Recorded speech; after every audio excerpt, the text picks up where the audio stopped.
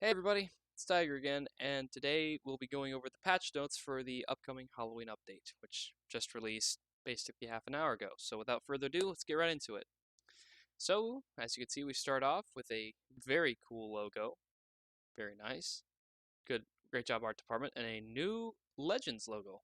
Great job. Art department, you're already getting thumbs up. Here are the update sizes and maintenance times. Not really important to anything we're doing, but there they are. TLDR, Halloween event with another return of Rasputin. The Fortress campaign with Tier 8 Premium Cruiser Kronstadht. Oh boy, another Tier 9 brought to Tier 8. So that's cool.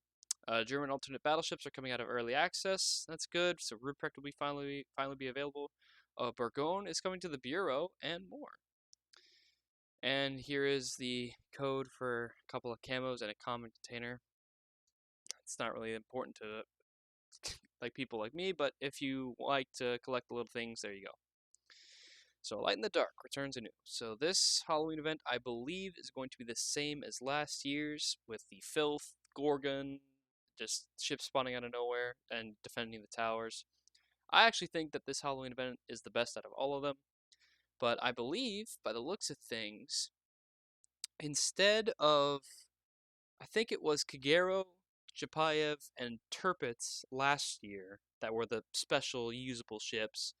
This looks like maybe Benson or Shen Yang, maybe? I don't know. We'll just wait to see. That's Hipper. Definitely Hipper. It could be Prince Eugen, though. Depends. The Prow. And then Iowa, as we saw in the roadmap teaser.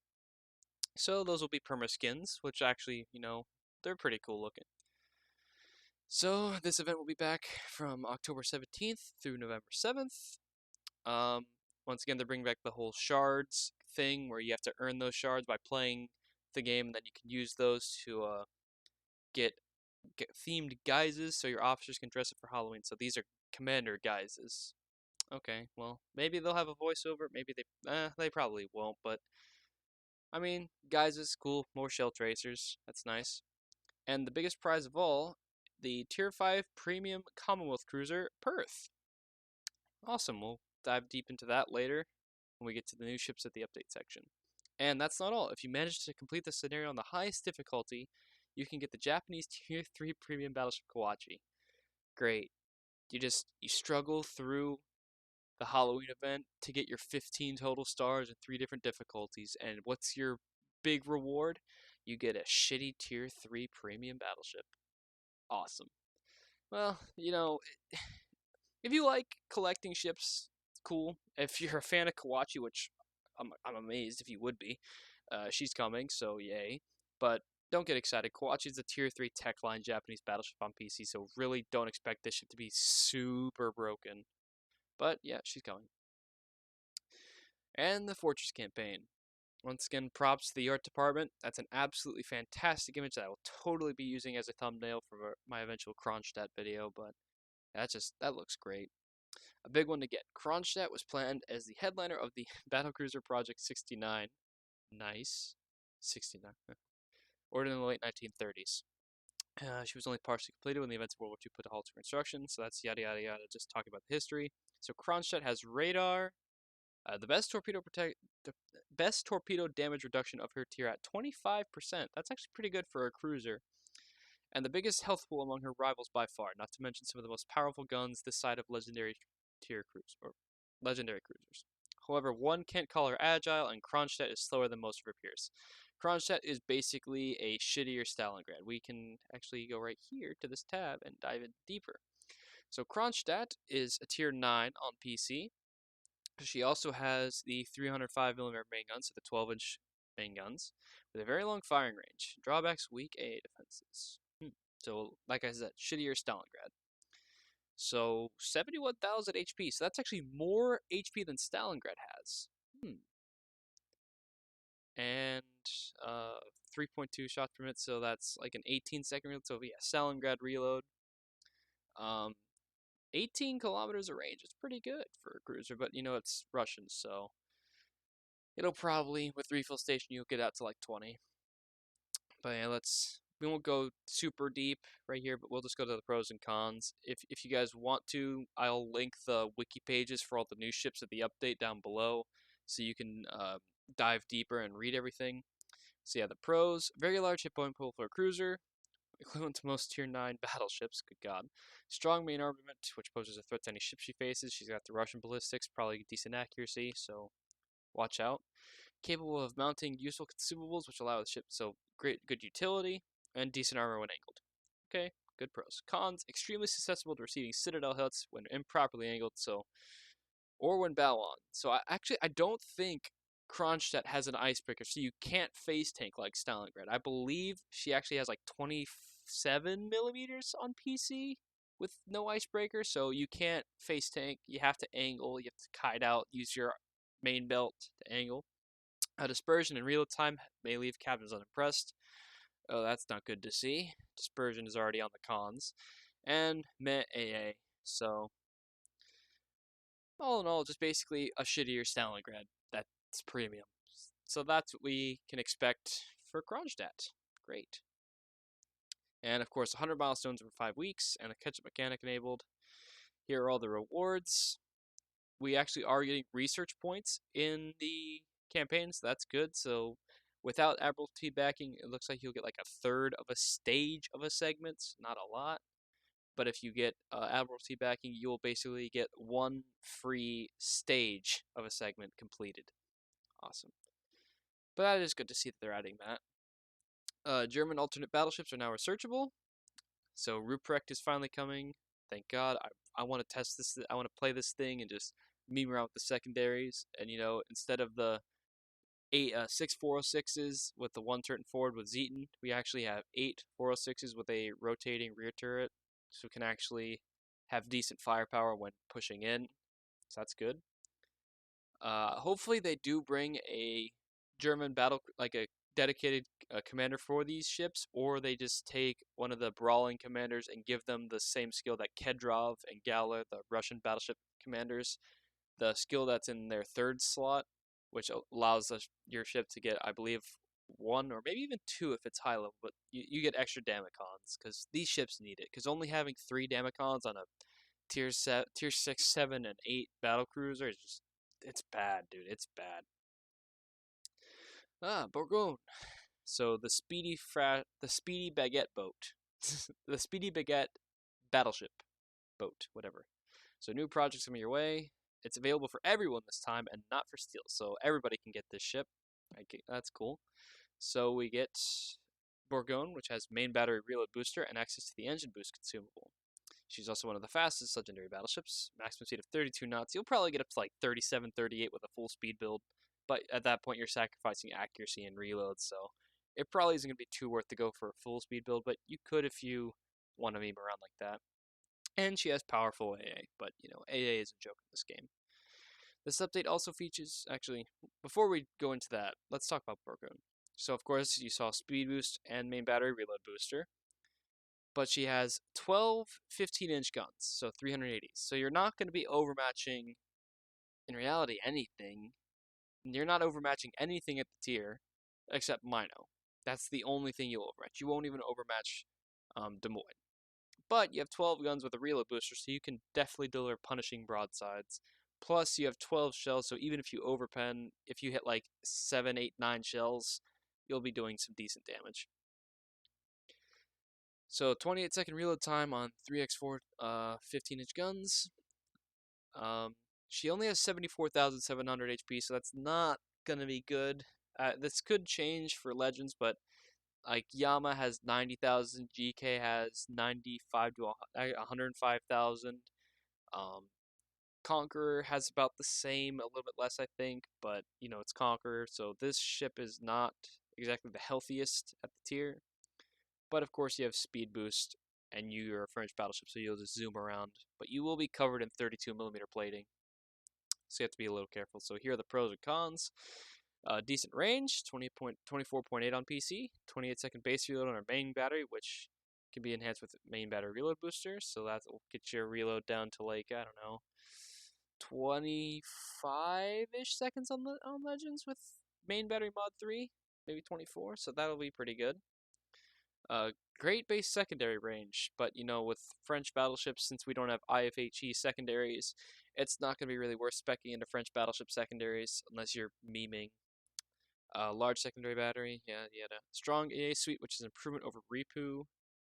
So it's better AA than Ripu. Ripu has really strong AA, but I mean, a carrier will still be able to get a strike through most of the time.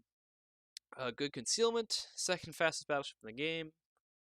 42.5 knots on PC with all relevant upgrade skills and signals, Jesus. And good rudder shift speed for a battleship. Cons, yep, small HP pool, like I mentioned. Armor susceptible to HE pens because it's, covered in 32 as well as overmatched. So yeah, you have to really be careful. Small gun caliber, yeah. Mediocre dispersion, so 1.8 Sigma on PC. I don't know if it's the same for Legends, but just don't expect it to be railguns every single time. Poor performance of secondary battery. Yep, that's the why IFHE secondaries kind of important. And a very large turning circle. So that's cool to see that Bourgogne is coming. Another battleship edition, but hopefully we can get some more cruisers soon. So this update also features research points as a campaign reward, like I said, so you can boost through one stage of following projects. Well, one segment of one stage. Stage of a segment, sorry. So the legendary birthday, so that gets you the Super Santa container at the end. Midway, Haku, or Bourgogne, sorry. So you can't use it on Colbert, Des Moines, Mino, Yama, yada yada yada, every other ship. So that's questionable. I kind of like. I'm glad that they're bringing the research points for us to use, but I wish we could use them on other things except that. All right, on to the new ships of the update. The British Tier 5 premium aircraft carrier Ark Royal. Hey, my buddy Royal, he changed his name. I think it's Royal Fury 334. He has been wanting this ship for Legends in a long time, so it's good to see that this ship's finally coming. He's going to be excited about it.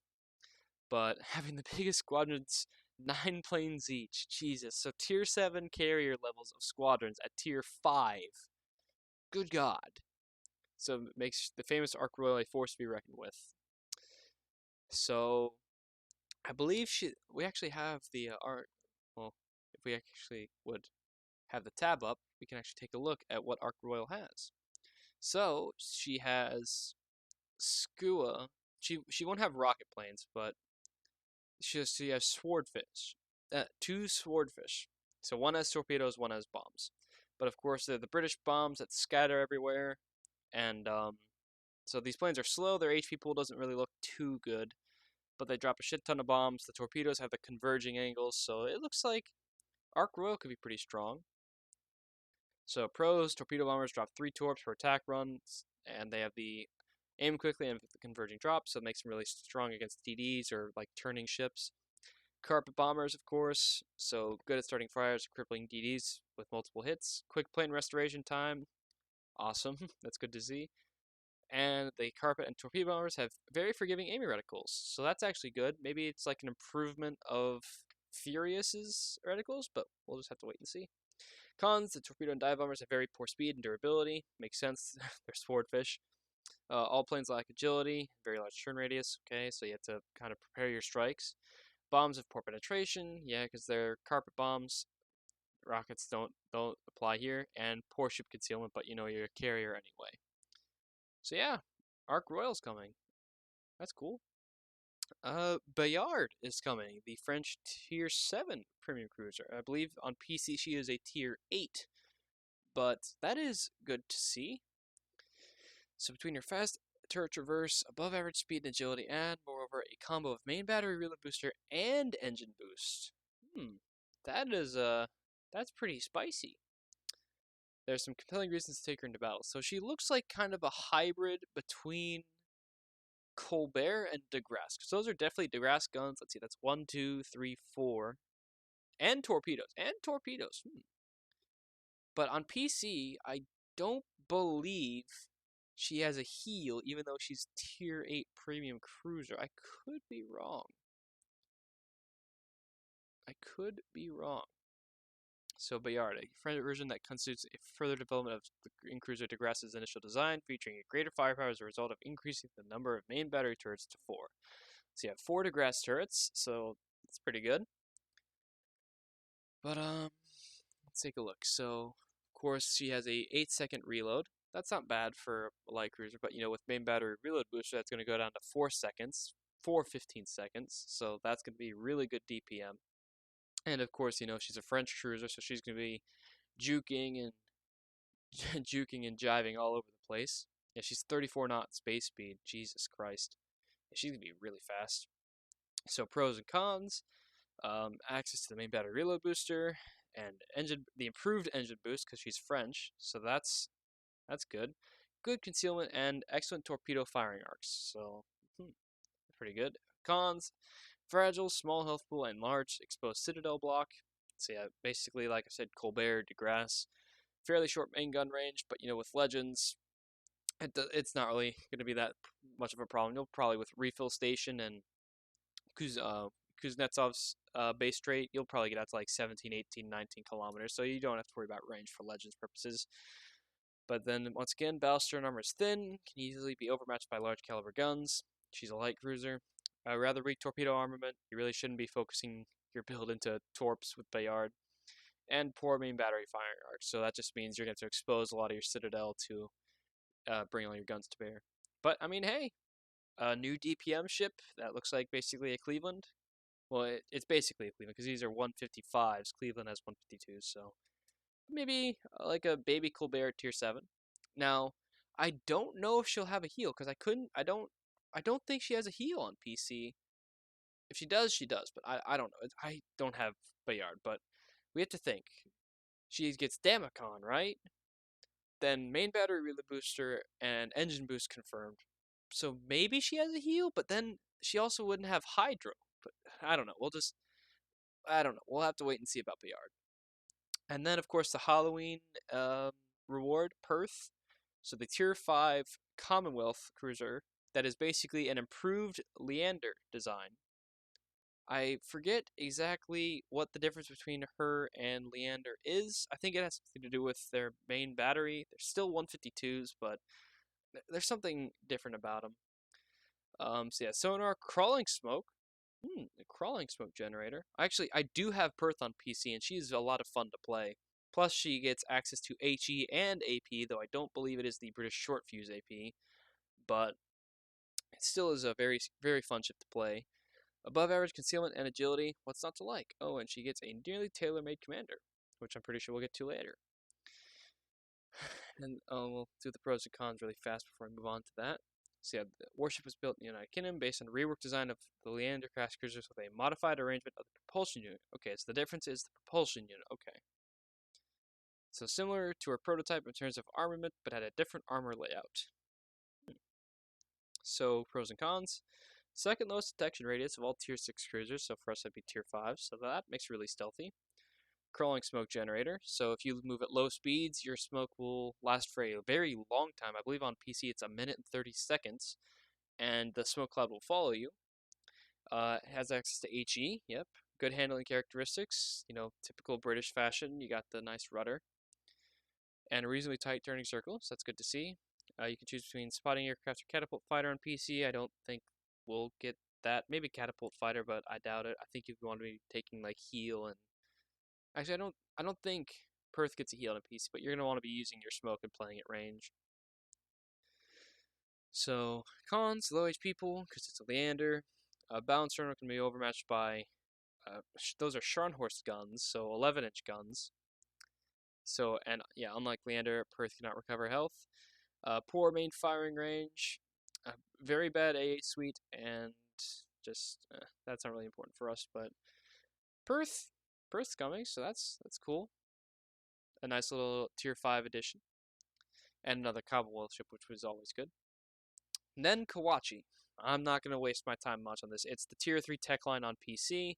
It has 4 wing turrets, so you have 1 fore, 1 aft, and then 2 pairs of wing turrets on each side. So you have 12-inch guns, but you can only fire 8. And she is covered in, I believe it's 16 or 19 millimeters of plating with a giant exposed belt. She just eats damage from every angle. It's not even a battleship. It's basically the lightest battle cruiser you can think of, but it's a dreadnought, so and it's tier 3. Now, the Commonwealth commander that was mentioned earlier, Harold B. Farncombe. So, a new commander emerges so that Perth and Commonwealth cruisers in the future. Commonwealth cruisers in the future. Interesting, interesting. Can have a worthy officer at her helm. So, his base trait is Careful, which decreases both your detectability range and time for your ship when firing in smoke, up 10% each.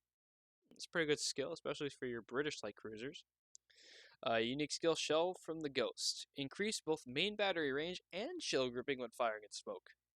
So you're more accurate when you're shooting in smoke, which could actually help. And the commander will be part of the Perth bundle obtainable for ancient shards in the Halloween section of the store. So you're going to have to play through the Halloween event, get shards, and then choose to spend it on this ship. Which I'm pretty sure you can also buy shards straight up in the store. But we'll just have to wait and see. Balance changes. So it looks like carrier squadrons are going to get changed. Oops. Carrier squadrons and carrier visibility are being balanced. So squadrons will receive more HP, but we're taking baby steps. So it's probably going to be like, I don't know, 50 to 100, maybe 200 HP more per squadron plane, but also carrier visibility is getting nerfed. Had something to do with the superstructure height. So Langley's barely getting changed. You have minimal changes to HP. Ranger's getting kilometer worse detection, slightly better HP, like looks like 50. Independence is actually getting a concealment buff, but it's still a carrier at 12.5, so it's not insanely better. Lexington's going from 13.3 to 14.5. Yeah, it's 50. They don't even know the value of the upgraded dive bomber HP well now, but it looks like 250 for the torpedo bomber. So yeah, like it's going to be minimal HP buffs, and concealments looks like they're going to get a kilometer or so worse from tier 5 and up. Yeah, that's looks like 11.4, 12.4, 11.3, 12.3, 12.1, 13.8. Jesus, 1.7. Shokaku is suffering. Kaga 12.6, 13.8. Haku is getting buffed, but it's still 14.6. Same thing, 10 to 12.8. Jesus, poor Furious. Furious is going to be a lot easier to spot now, which is actually good, because Furious was originally really stealthy. Implax getting nerfed with HP, but getting nerfed with concealment, but her plane HP is actually going up by 100 for her dive bombers. Same thing for the Germans, yada yada yada. But Jesus, Vasers upgraded dive bomber HP 3,800 at tier 5. Good God. And then, Jesus, like 3,360 for Zeppelin. Good God. And then, actually for the Russian carriers, their detection is being buffed, but it's going to be after the buffs. It's going to be the same as all the other nations' carriers. So it's going to make them stealthier, but it's not going to make them better than any other nations by a long shot. Well, it's not going to make them noticeably different. And the following changes are more structural designed to bring ships into line with each other so that none of them are dramatically different. However, Talon will be curved a little. What? They're nerfing Talon? Well, Abruzzi should be a bit more of a threat. What? They're nerfing Fiji? Bro, they're nerfing Fiji by half-second reload. Okay, so not horrifying, but they're nerfing Fiji. Talon's getting... Jesus, it's getting nerfed. So reload time is getting increased by a full second stock. Full second nerf to reload. And AP, they're punishing the use of AP. No, that's so bad. Why? Talon was so good before. And stock hull armor is now the same as upgraded hull armor. Still overmatched by 15-inch guns, but you have the icebreaker. Duka's actually getting nerfed. Duka is pretty strong at tier 5, but just by half second.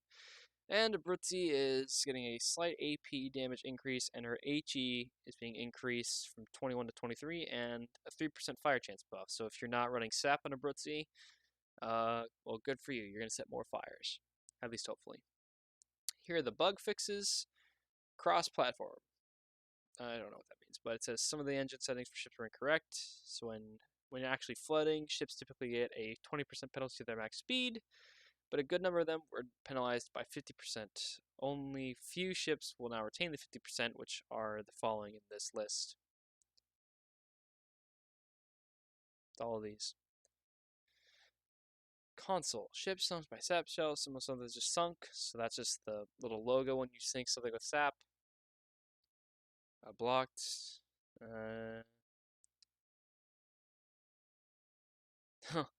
Rare cases of bomb drops significantly missing the targeted area to desync. Maybe that means desync will be less of an issue. We'll just have to wait and see on that. Other logo update, but yeah, the new logo looks very pog, very pog. Fixed a problem that causes torpedo protection to change direction after switching from high to low position with the torpedo camera for falling ships. So these ships had this little bug here.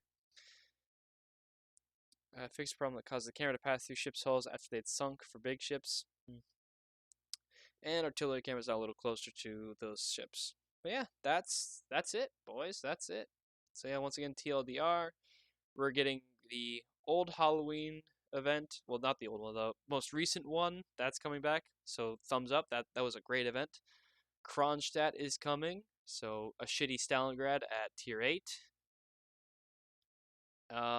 Bourgogne is coming to the Bureau. The German battlecruisers are coming out of early access. And a couple of new ships are coming, including, but not limited to Bayard, Ark Royal, and Perth. So yeah, I hope you guys enjoyed. Let me know if you want me to do more of these 5, 6 a.m. patch notes videos. Make sure to join my Discord. Show up to live streams. I don't know, guys. I will never be good at recording outros. So I'm just going to spare the ramble and just say, see you guys. Have a great night, morning, wherever you are. And I will see you all in the next video. Peace out.